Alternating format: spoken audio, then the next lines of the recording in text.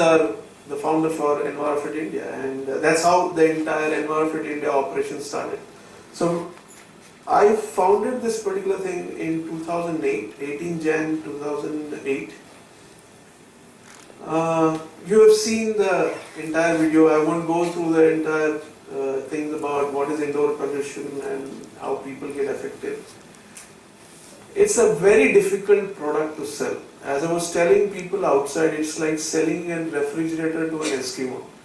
Because if you look at the entire bottom of the pyramid or the people using this particular cook stove, they have an option as 3-stone fire or traditional cook stove, which is free.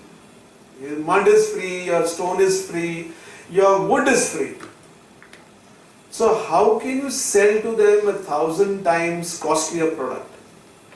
We had a social mission. My mission, I connect very well because during that entire period of the school where my mother was down, I used to cook for my family. And when I used to go back to the native place, I used to cook for my granny.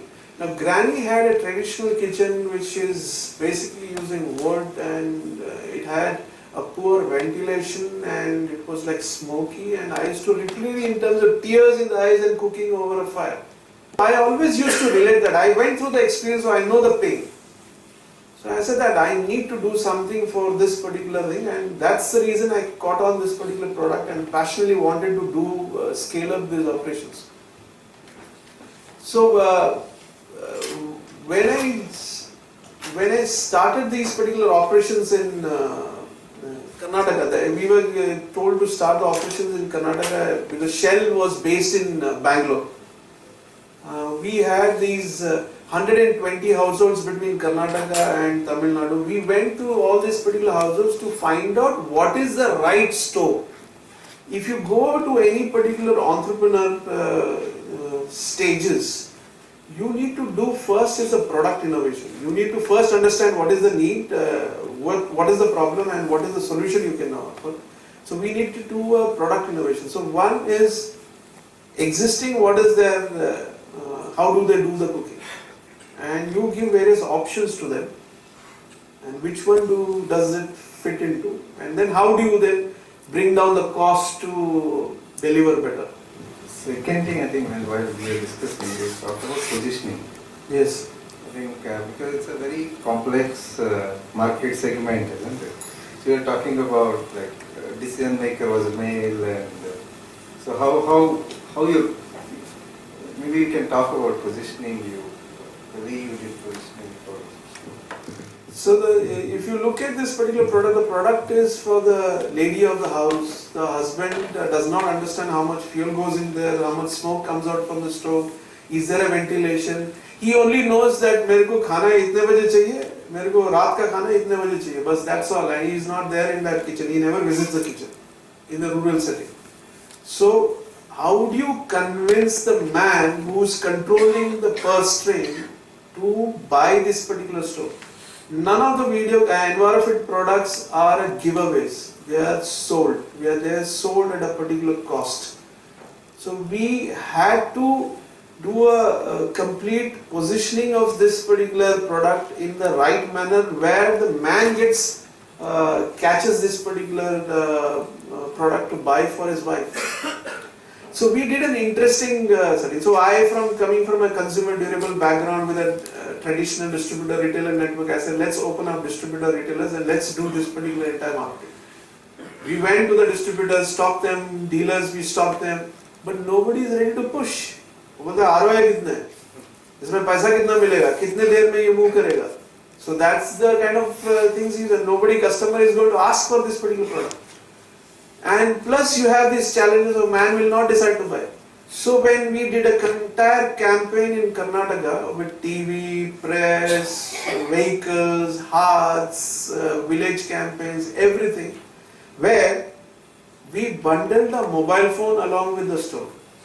Now the mobile phone, I got it from Reliance at a very dirt cheap price. The MOP, the market operating price, was in the region of 1500. Color mobile phone, GSM, with no lock. There is no service provider lock.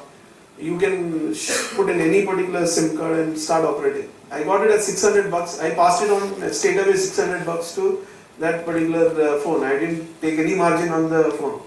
So my stove cost was, say, let's say 1500 plus this particular 600, 2100 stove plus mobile. And they saw it 1500 plus 1500, 3000 rupees. Now the guy says that, calls up his wife, look, I've got a cool looking stove for you. Actually, he's getting a cool looking mobile for himself. So that was a change. So these tactics I had to employ to get the man to buy. So when I did this entire marketing in terms of doing the ads on TV, paper and everything, the deep pockets we did not have to sustain. And if you get it from the product will become too costlier and it's a difficult proposition. So then we went into a different. My main challenge was that I want people to use the stove and then the word of mouth will spread. So if I need to make a dent into that market, if I need to do that, I need to get a stronger player. I need to get a stronger brand. My product category is weak. My product category is weak, my brand is weak, Envirofit is not known at all. So what we are doing right now is that we are having aggregated member base.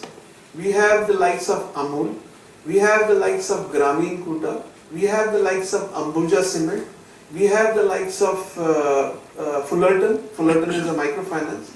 So these people, we only convince the top management. We talk about the entire story of life saving, environment saving, how does it benefit your community and how you can run the program. Once they are convinced, that brand as a push drives the entire market.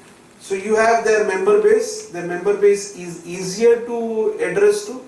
You're not addressing to the open universe because the challenge is that getting the message across to the universe.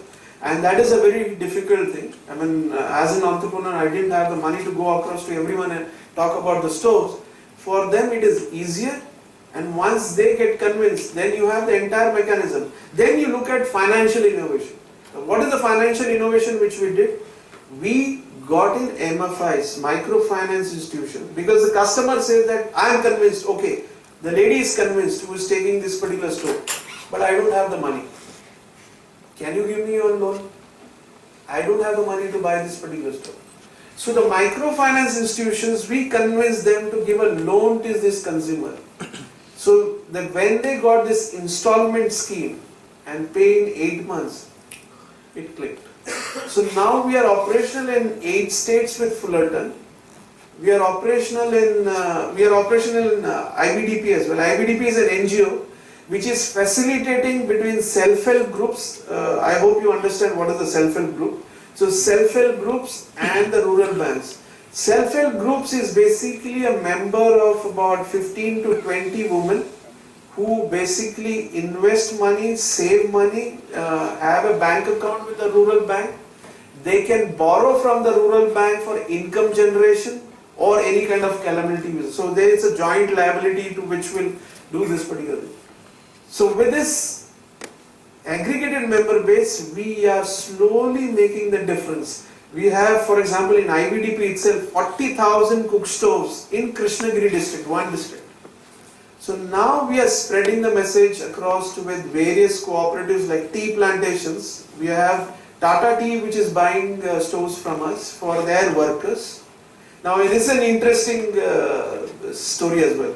Now any tea planter, there is a rule that he is supposed to give wood to their workers.